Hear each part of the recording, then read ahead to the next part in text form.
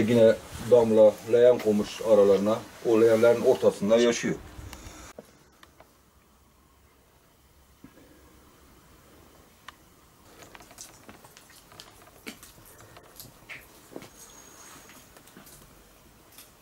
Sabah erken bir dedemiz yanımıza geldi. Dedi ki muhtarım evim çöktü dedi. İyi ki o çökük yerinde değildim dedi. Ayrı bir yerdeydim. Ağlayarak, üzülerek geldi yanıma. Hemen koştuk eve. Hakikaten her taraf yıkık çökük. Ayrıca da evvelden korkuyordu yani dedemiz. Bir gün üstüme çökülür ama bir gece ne zaman olduğunu bilmiyorum. Korkarak bu yatıyordu. Ondan sonra belediyeyi aradım. Ondan sonra itfaiye geldi. Yetkililerimizi aradık. Geldiler. Allah razı olsun. Dedeyi götürdüler belediye.